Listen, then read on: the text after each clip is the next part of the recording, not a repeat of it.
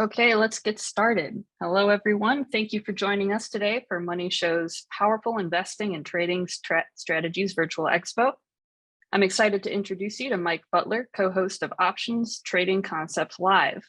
Mike Butler is part of the exceptional customer support team at Tasty Live and co-hosts Options Trading Concepts Live. He gained popularity on the network from his beginner series, Mike and His Whiteboard, and has since hosted Where Do I Start? Back in the Game, and has been a key content contributor to several of the educational courses in the Tasty Live Learn Center. The chat is open in case any of our audience members have questions, which we'll address towards the end of the presentation, time permitting. I'm sure everyone's eager to get started, so without further delay, I'll leave you in the capable hands of our speaker. And Mike, I'll be right here in case you need anything.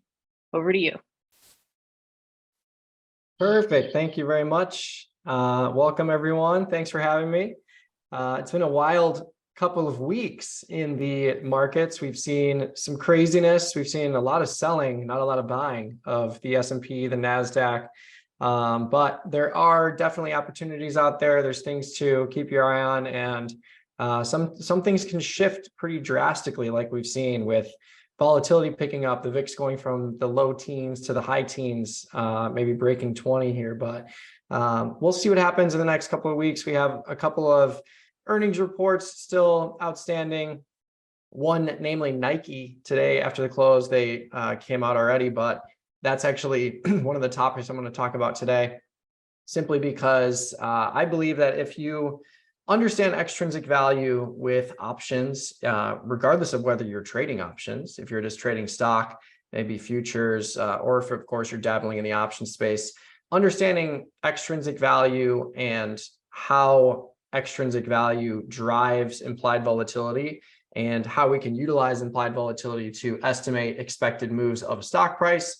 And again, that can be extrapolated to the futures world, stock trading, options trading, et cetera. But what I'm going to do today is kind of just break down extrinsic value as simply as I can, talk about how it's become more popular in terms of using extrinsic value for different strategies, especially when there are binary announcements like a Nike earnings report or whatever stock you're looking for, they're going to report earnings. But we also have these kind of interesting setups with SPY and the Qs around CPI reports, PPI reports, Fed announcements. There's a PCE report on Friday, and there's actually a good amount of implied volatility priced into that as well.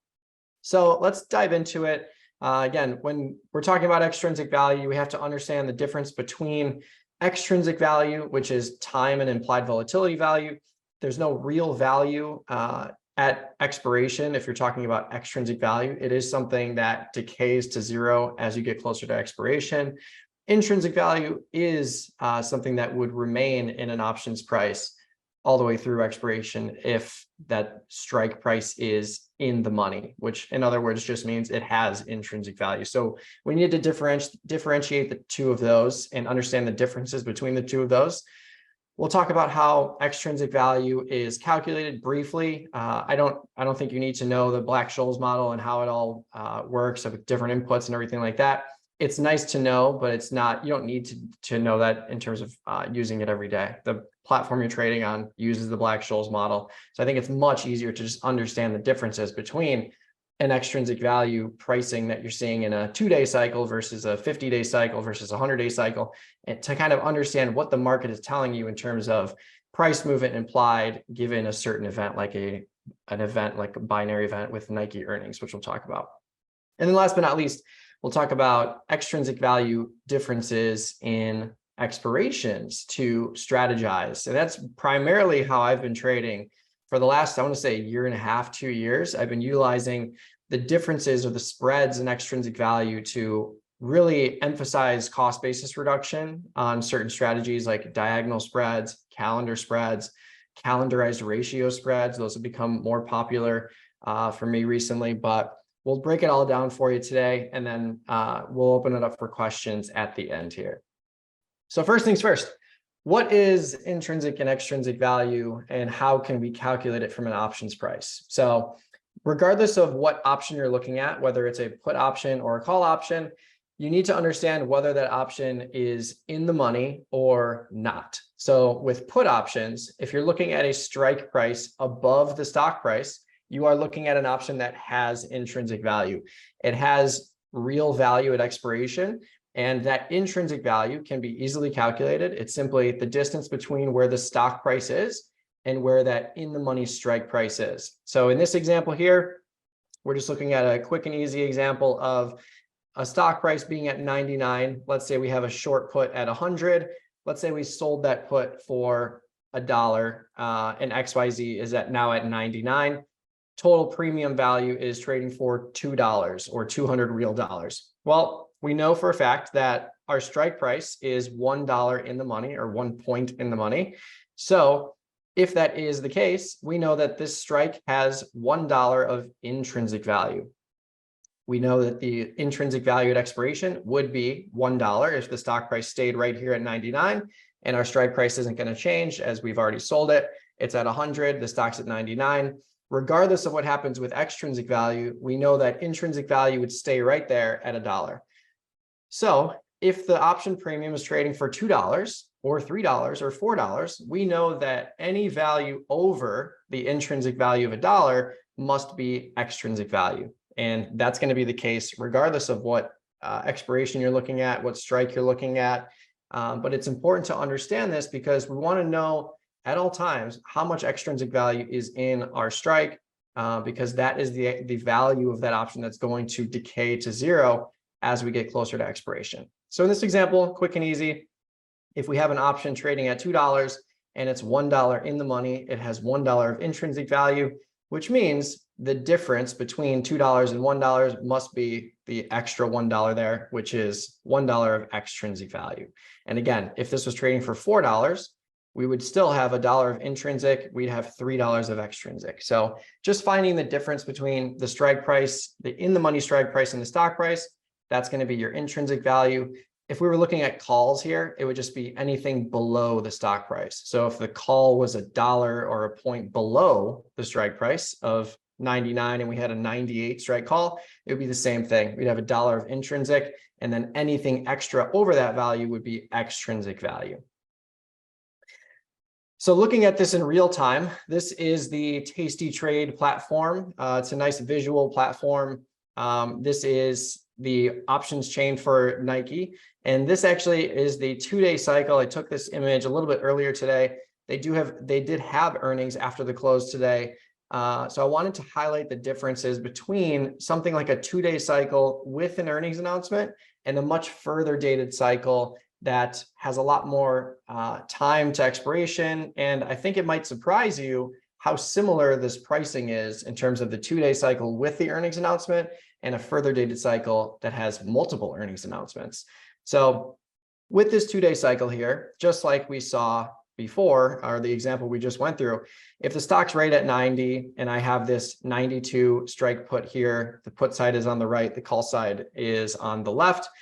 If I'm looking at a put option at 92 that's trading for 375 and the stock is right at 90, I know that $2 of that is intrinsic value, $1.75 of that is extrinsic value. And you can kind of see that reflected on the other side of the strike plane here. So an extrinsic value on the call side is going to be pretty much reflected on the put side as well.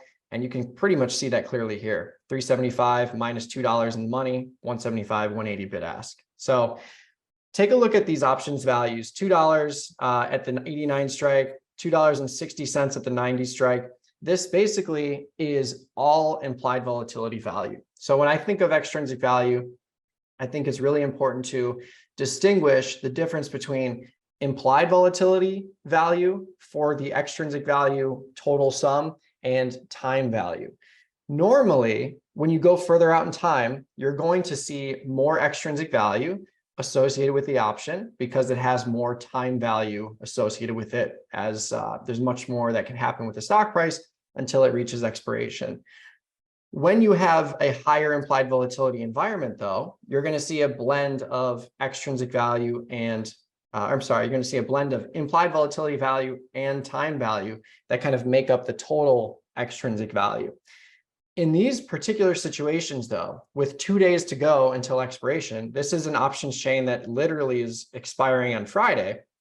We know that if there's only 2 days to go, this price here, these options premiums can't really be time value centric. They must be implied volatility value for the total extrinsic value, because we only have 2 days to go. Tomorrow, when the market opens, we're only going to have 1 day to go. And what you'll see is that if you pull up Nike tomorrow, wherever the stock price lands, if you look at these at the money options, they are absolutely not going to be trading for $2. They're going to be trading for 50 cents, 40 cents, 30 cents, because you're going to see a big implied volatility crush after this binary event, this earnings announcement that happened after the close. And I think that's really important to focus in on for the discussion today. So now we're flipping over to a further dated cycle. We're still looking at Nike, but I think it's really interesting to see that the options premiums are really not that much more on a relative basis. Yes, these are multiples of what we just looked at. You look at the 90 strike call, it's now trading at 675 here, as opposed to 260 for the 2-day option. But look at the time difference here. We're looking at a literal 2-day option that expires on Friday versus a 114-day option that expires in multiple months. And you can see the 90 strike call here is trading for 675, 685. If you get filled at the mid price, you're looking at $6.80 or $680. We flip back to the 2-day and you're looking at a cost of 260. So about a third of the options price in the 114-day cycle being priced into the 90-day cycle. So knowing this, how might I strategize around a Nike earnings announcement? Well, let's say I was bullish on Nike, or maybe bearish on Nike, or maybe neutral on Nike. I know for a fact that if I'm trying to take a directional stance and maybe I want to buy a call in a bullish environment, I would still likely want to sell a call against it in the 2-day cycle, because as you can see, there's just so much implied volatility value here that you can really reduce your cost basis in an aggressive way. And you're not giving up too much tail upside profit potential in case something crazy happens. So I actually did a trade earlier today. I bought the 90 strike call in the November cycle. So I didn't go out as far in time, but I bought a 90 strike call in the November cycle, and I sold the 95 strike call against it, creating this diagonal spread where I'm inventorying my long delta, my bullish delta out in time, kind of getting out of that big implied volatility crush in the near term cycle from this earnings announcement. But I want to sell a 2-day option against it, because as you can see here, selling the 95 strike call for 2 days to go, I'm still reducing my basis by about $1. So that total spread, it's a $5 wide diagonal spread, and I got into it for about $3.80. So I was able to reduce the cost basis on the long option that I bought very significantly, and I can still make money on both sides of that trade, because again, we know that the 2-day cycle is losing all of its extrinsic value in the next 48 hours pretty much, where the long-term cycle has a lot of things that can help it hold on to extrinsic value, because simply there's just a lot of time value associated with it. So looking at the actual options chain here for Nike, we can see that when you're looking at a 2-day cycle with earnings coming out after the close today, and you compare that to October or November or January, this is a January 2024 cycle we were just looking at. What's interesting to me is finding these opportunities where you have a really heightened implied volatility in the near-term cycle with a much lower implied volatility in the further dated cycle. This tells me that, especially when I see things like this, where November, January, and March are all a similar implied volatility number, I'm not expecting this number to really drop too much. And I think it'll be awesome to look at this tomorrow. If you can remember to look at this tomorrow, just look at these implied volatility numbers tomorrow. I would estimate that these numbers, 33, 32, and 31, will probably drop to 30, maybe 29, maybe 28, depending on the situation. Nike doesn't look like it's moving too much after the close. So you might see a little bit of a bigger implied volatility crush, which is going to hurt these options out here. But again, you've already reduced cost basis on this 2-day option if you're selling something against the long. So instead of just buying calls or buying puts, if you're being really directional, understanding that you can reduce your cost basis dramatically by capping your unlimited upside profit potential or downside profit potential in the case of puts, you can make yourself a more intelligent trader and have a greater success rate over time, even when the stock isn't moving in your favor. So looking at this expected move, $4.80. Another way to look at this, $4.80 of expected move in the 2-day cycle relative to $11 in the 114-day cycle. We're looking at a 50% expectation of movement, $4 or $5 relative to 10. Let's just round it to make it easier. 2 days to go, $5 expected move. 114 days to go, $11 expected move. These are the type of situations I like to see if I'm looking at calendar spreads, diagonal spreads, things like that. Because I know I can buy this cycle and sell this cycle and reduce basis dramatically. So looking at this more visually, this is still the Tasty Trade platform here, looking at the curve analysis mode. So this is a cool view. We use this all the time on my show, Options Trading Concepts Live on the Tasty Live network. We do this at 11 a.m. Central every day. But looking at this, this is actually a graphic that I pulled earlier. So buying the 90 strike call for $685 and then selling the same strike for $265 against it with 2 days to go. You're pretty much reducing your cost basis by about 50%, just under 50%, to sell something against this long option. And you have 2 days to go with the short, 114 days to go with the long. So the implication here is basically, if I'm paying $400 for this strategy, because I'm buying this option for $685, selling this option for $265, this buying power requirement is the cost of the trade, which is rounded to the mid price. But ultimately, as long as this long option can maintain $400 of extrinsic value, it's going to be a profitable trade for me. So this risk graph assumes that this short option has expired, and we're looking at a range of about 10 points on either side based on theoretical P&L, where we could be profitable on this trade. So these are the types of strategies I really like to use around earnings or other binary events like PCE reports, things like that, like we're seeing in SPY. So SPY, interestingly enough, as you might expect, you're not going to get the same premium reduction when you're looking at an ETF. And it's simply because ETFs don't necessarily have these huge impact binary events like an earnings announcement, where we've seen plenty of times a stock move 30, 40% overnight just from an earnings announcement. You're not going to see that from SPY. Maybe it moves 30, 40% over the course of a month or 2 months on a huge sell-off or a huge rally.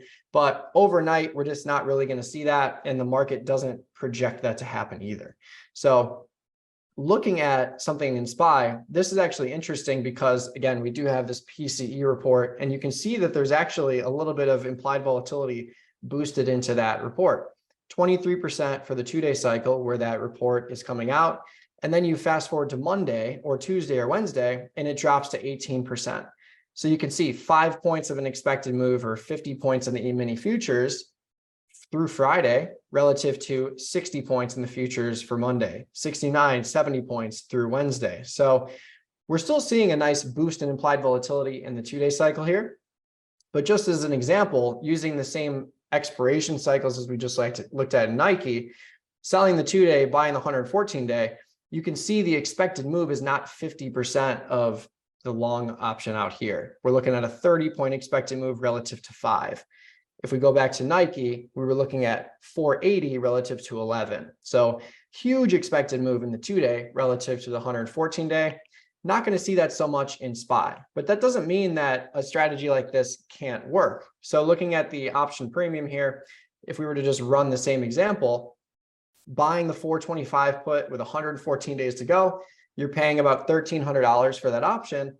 You can still reduce it in a pretty big way, $2.30 for 2 days. That's almost 20%. So utilizing short options against long options, especially when we see the heightened implied volatility environments that we've seen recently, it's a strategy I like to deploy just because it allows me to be profitable even if I'm wrong in the case of SPY going up a little bit. If I bought a put and I think SPY is going to come down a little bit, if it rallies, this $2 is going to help me a lot in terms of offsetting losses on this long option.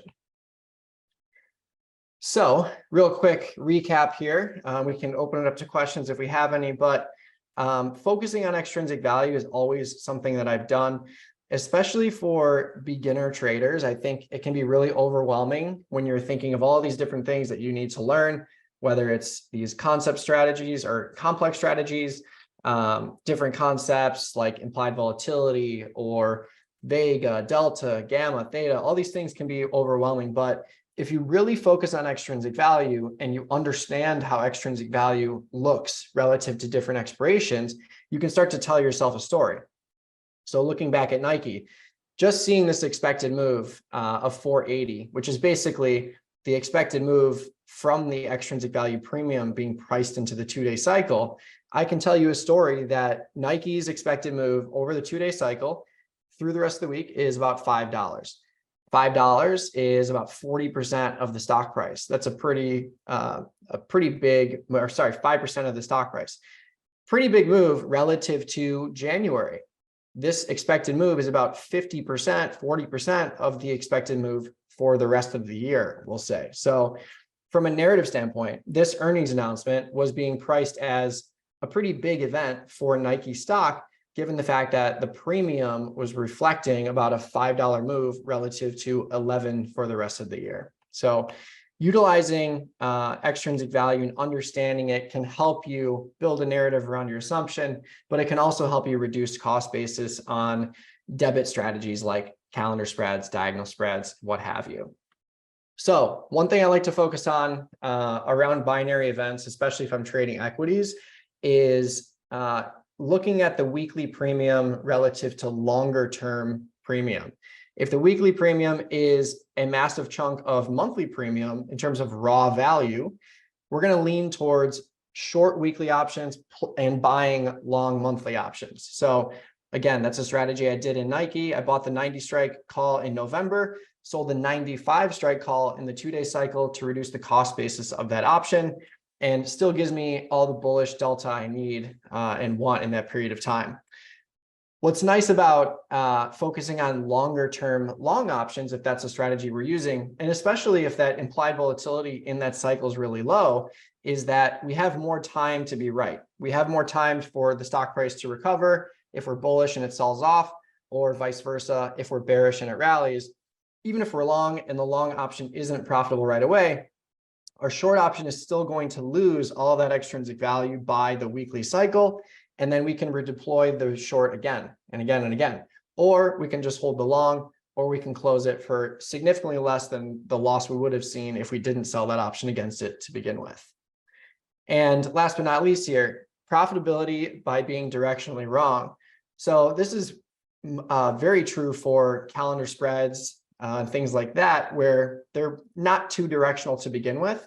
But even if the stock moves slightly against us, the power of the short premium can still yield profitability.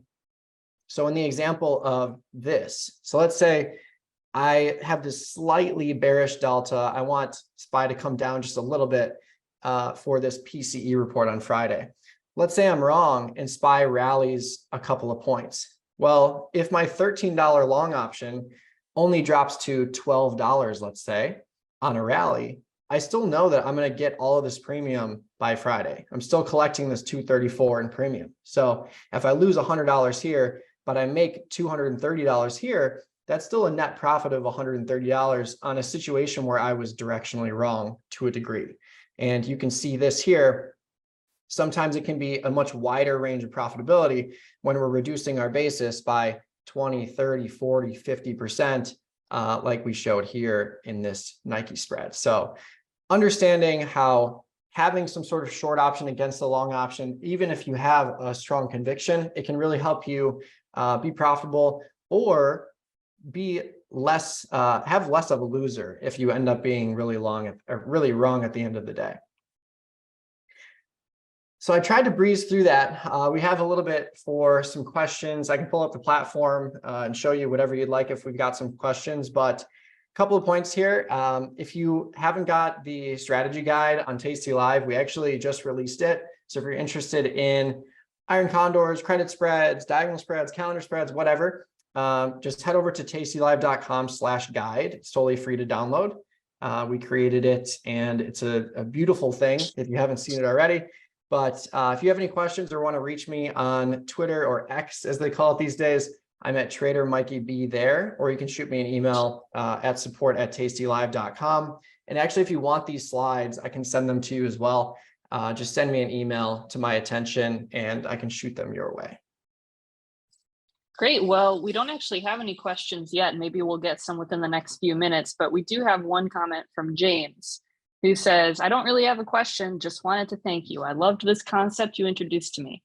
I'll definitely try to check out one of your daily sessions. Thanks. So if you have anything else that you want to touch on while we have some time, and then I'll let you know if we have some other questions that come in the meantime.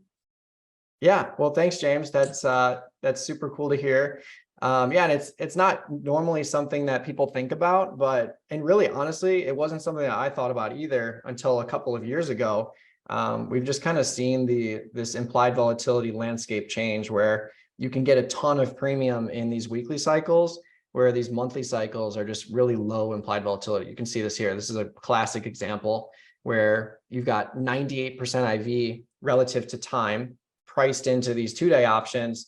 And these longer term options are kind of just at the bottom of the barrel, 30% across the board. So these are cool strategies you can deploy. And again, even if you're wrong, at least you're reducing basis in a pretty big way. So I actually did this earlier. I sold this 95 strike call for 75 cents. And I bought the 90 strike call in November for 427. So instead of paying 427, I paid 350, about a 20% reduction in cost on the long option. And again, what's cool about these trades is even if Nike rallies, looks like Nike's up a little bit. It spiked right after, right when they closed the market and then dropped a little bit. But what's nice about this trade is, let's say Nike's at like 90 on the open tomorrow. It's a 50-cent rally. Maybe I see some profitability in my 90 strike call. I'm still expecting to see a little bit of an implied volatility collapse here, which is just going to kind of compress the pricing across the board. But again, if we see, let's say Nike goes to 91 or 92, I'm going to see profitability on this 90 call, but I'm still going to see this 95 strike go from 70 cents to probably 10 cents, 20 cents. So these are cool strategies where you can make money on both sides, even though you're long one side and short the other. But yeah, speaking again about the PCE, one thing that I like to do, just to kind of simplify this as much as possible, is just look at SPX and look at the expected moves across these different cycles. So the Tasty Trade platform makes it really easy. You can just see the plus minus number here. So through tomorrow, we're looking at 30 points. And then through Friday, we're looking at 50 points. But then when you look at Friday relative to next Friday, 50 points relative to 88, you're still looking at a really heightened implied volatility in the 2-day relative to the 9-day. So I actually have a trade on in XSP where I did exactly that. So I did actually a double calendar spread where I bought the 422, bought the 435, and then I sold. I did that for next Friday. And then I sold these 2-day options, the same strike against them.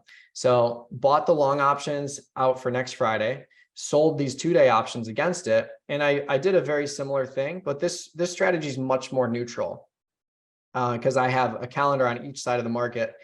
But basically bought these options for $450, $498, so $500 each, let's call it.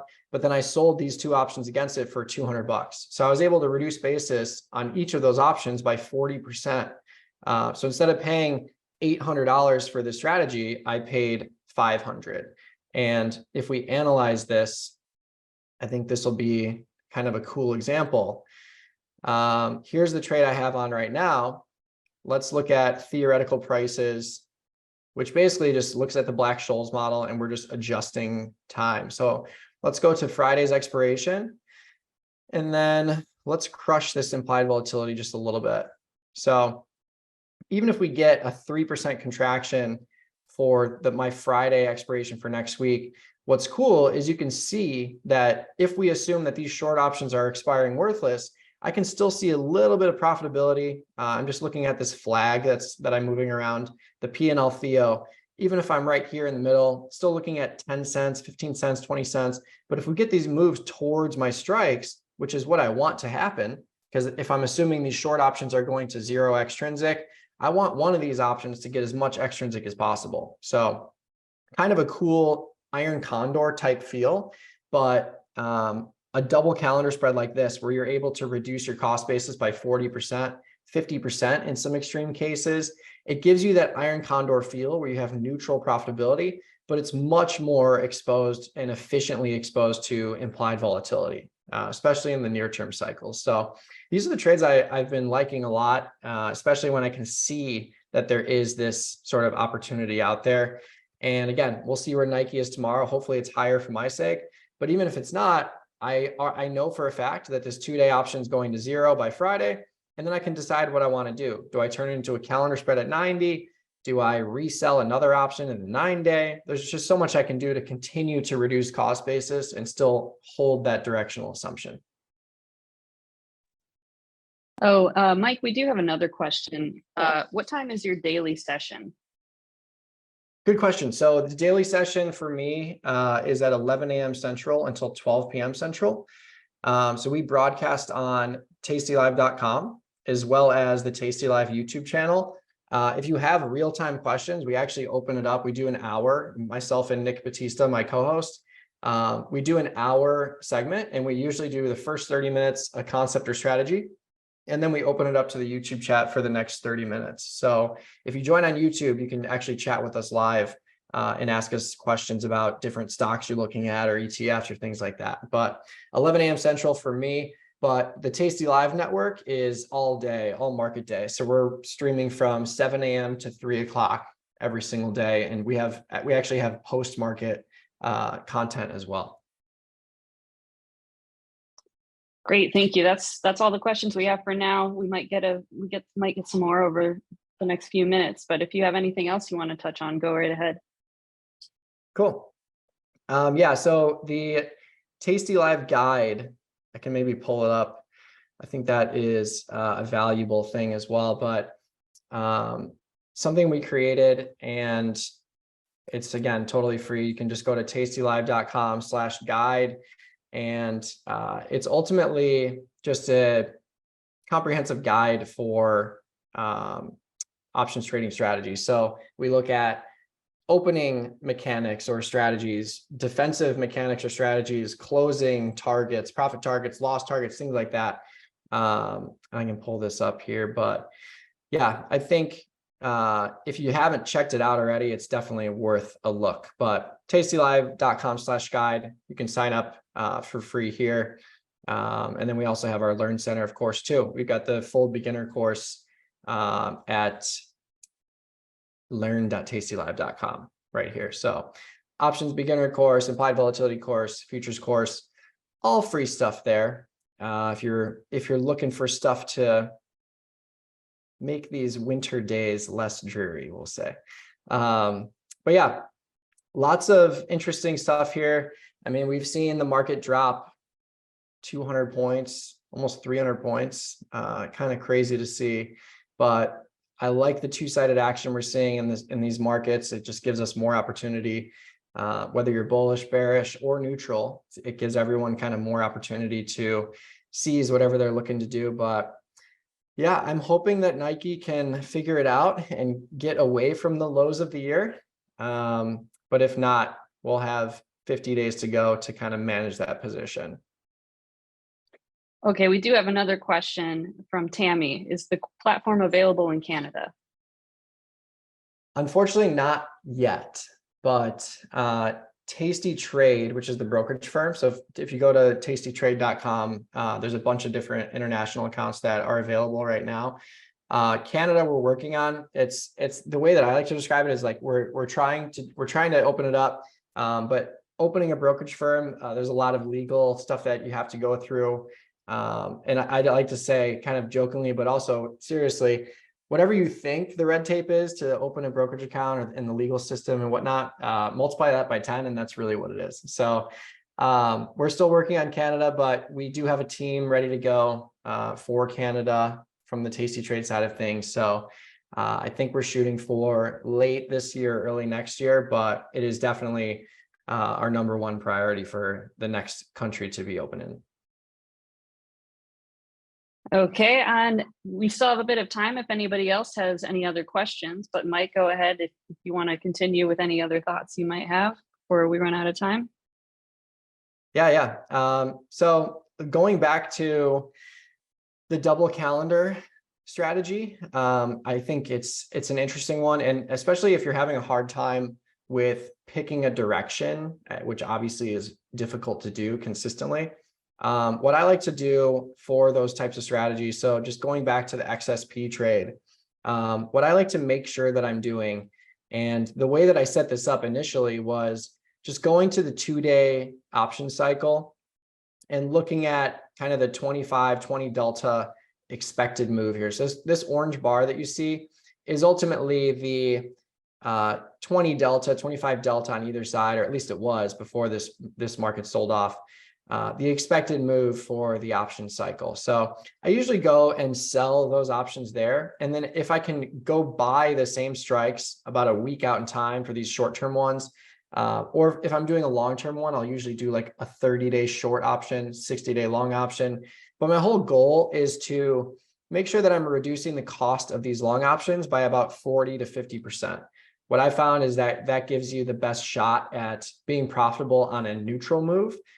With these sort of strategies, kind of like we saw in the analysis here, you do want to see the spikes on either side of this market. So ideally, you get the move towards one of these spreads and the short options expire worthless, because that's where your profitability is going to be the highest. But if you're reducing your cost basis on your long options by 40, 50%, it does open up the possibility for profitability in the middle here.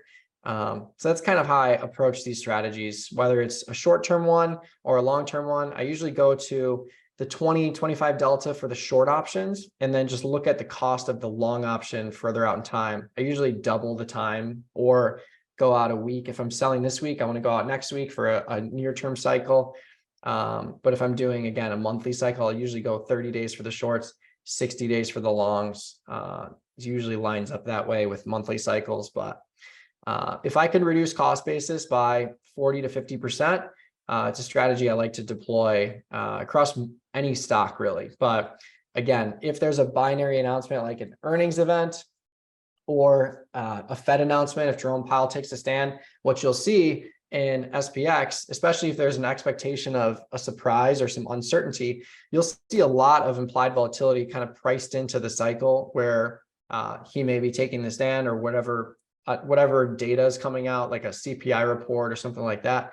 If you see a higher implied volatility number in that cycle, it's telling you that something is priced in there. And then I just like to go look like economic events on the 29th, and you'll be able to see exactly what is being priced in there. And then you can kind of strategize around that.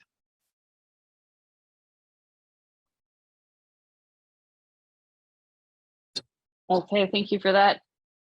You must have done a really great job of explaining everything, because nobody has any more questions. So it's either that or nobody understands what I'm talking about. We'll go with the former. I think you would have a lot more questions if nobody understood what you were talking about. But it sounds like a lot of people are saying you're doing great, and yeah, I think they're excited to catch you on your daily live sessions. So unless you have anything else, it's up to you. I'm hoping we'll never. Oh, here we go. We've got one more from James. Cool. When you're doing your very far out versus 2-day, what deltas are you looking for? So that's a good question. So for very far out in time and the 2-day, if I'm doing like something like I did in Nike, like the diagonal spread, what I'm going to make sure that I'm doing with a diagonal spread is just make sure that my cost of the spread is not more than the width of my spread that I'm buying. So here I bought the 90 and sold the 95. So that's a 5-point wide spread. I want to make sure that I'm not paying more than $5 for this strategy. Because if I was, let's say I paid $6 for the strategy, what you'll see is you can lose profitability to the upside or actually get into a loss territory to the upside if you're paying well over the width of your spread here. And that's simply because, there you go. Because if you're paying $6 for a spread that only has the ability to have $5 of intrinsic value, that's a no-no. And that's where you kind of get into this loss territory, even if you're directionally right. So for me, with these sort of strategies where, and again, there's no difference from what we just talked about. It's just adding some delta or direction to the trade by not selling the same strike. So here, I'm making this a much more bullish trade by selling the 95, allowing my 90 call to gain value all the way up to 95. So the fact that I paid $3.50 for this $5 wide spread, I think is perfect. I'm well under the width of it. If we get the bullish move, it's going to be a nice return on capital. But even if not, I still have some time to manage this position or hold on to it. I've had both sides of the coin happen. I've had a lot of situations this year where, let's say the market tanks, I have a 60-day option, and then over the course of 3 weeks or 2 weeks, it rallies back and I can close it. So I like adding more time there. So for me, with these diagonal spreads, I'm looking at like a 50 delta for the long option, which is just right at the money. And then I just usually sell an option that has some value at the expected move, because I don't like to play for outsized expected moves. I usually like to play for to the expected move. That way, if we get a move within the expected move, I can make money on both of these options. So for diagonal spreads, right at the money for the long option, further out in time, and then right at the expected move for the short option. And then for other trades, it's the same sort of setup. I'll just go and I like to sell the expected move short options, and then I'll buy the same strike long option. So if I was doing like, let's say you're not a fan of this sell-off here and you think we're going to reverse, well, what I would do, and let's say I want to do like a Q's call calendar to reflect that. Maybe I go and sell the 370 call in October, and I go to November and I buy the same strike.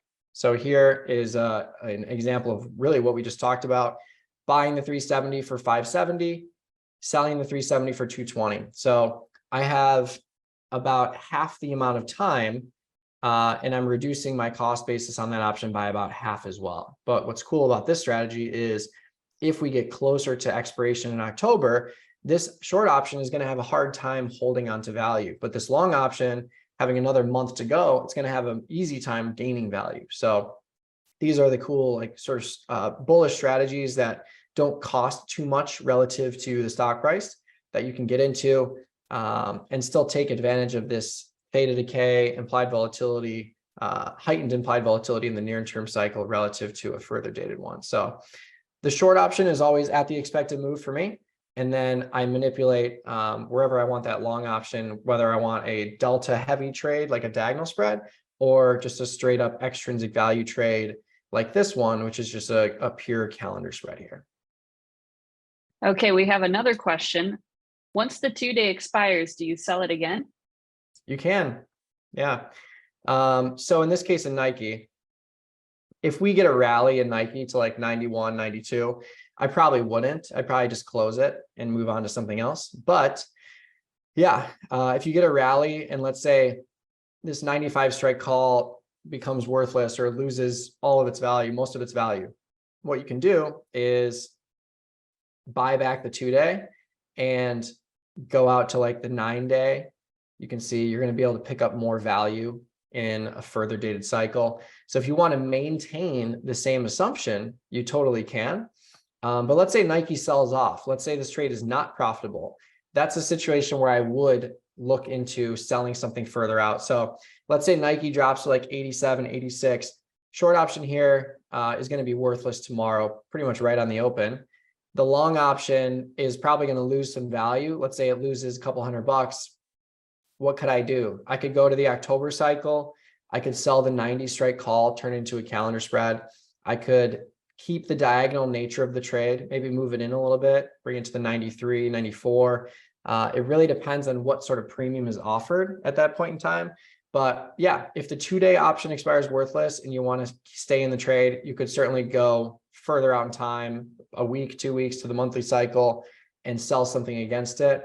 I just wouldn't go too close to the long option because if you have a short option that's a week away from your long, it kind of kills the trade. It stops the P&L because now you have a short option that's close to your long option in strike proximity and also in time. So I would usually stop here at like the monthly cycle before it. I don't like to sell things right up against the long options expiration because let's say you get a rally in Nike. Yes, your long option will gain value, but your short option is also gaining value in a pretty equivalent way. So I like to keep as much time space between the long and short as I can within reason. Great, thank you. And we have another question. The sooner strike, like the 2-day, will you go over the weekend or keep it to weekdays?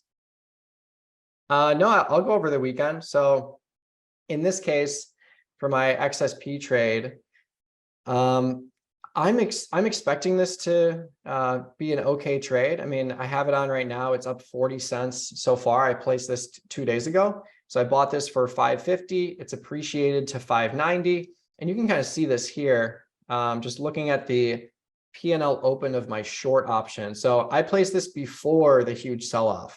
So I sold this call for $190. It's trading for 50 cents right now. My short put at 420 hasn't moved. And you can see here, the reason why I'm profitable is just because of this massive decay of my short option here. But let's say we come to Friday, my trade's still at like 40 cents of profitability, and I want to keep it on. I could just buy back these 2 days and basically roll them into the next week. So again, I wouldn't roll them till like Thursday or Wednesday because it's going to just kill the trade, but I would roll it to Monday. So what does this even look like? I haven't even looked at this, but we can see. Let's say I want to move this to Monday from Friday, selling the 422 and selling the 435. Okay. So I did this twice. So I would pick up 80 cents per contract. So I could reduce my cost basis by another $160 total, which would bring my basis down from 550 to about 390. So yeah, I could totally do that, but that's probably where I would stop. Because again, I don't want to have my short options be right up against the long options in terms of time to expiration. So this is probably the last thing I would do. If I didn't like my profitability and I wanted to extend the trade, I would move those strikes to Monday and then call it a day and hope for a movement towards one of those strikes. And of course, Monday, we're going to get the full decay of those shorts and we're still going to have some premium left in the longs. So that would be something I might consider if I don't close it on Friday. Okay, that is all the time that we have for today.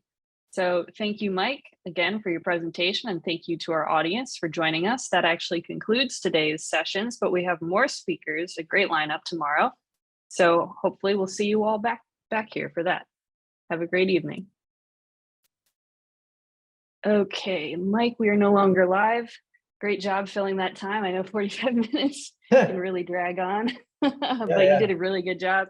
Everybody was saying, awesome, great presentation, and that looks like a lot of them are going to catch your show. So thanks again for doing that. Absolutely. Thanks for having me. Yeah, of course. And have a great rest of your day. Thank you. Likewise. Thanks. Bye. See ya.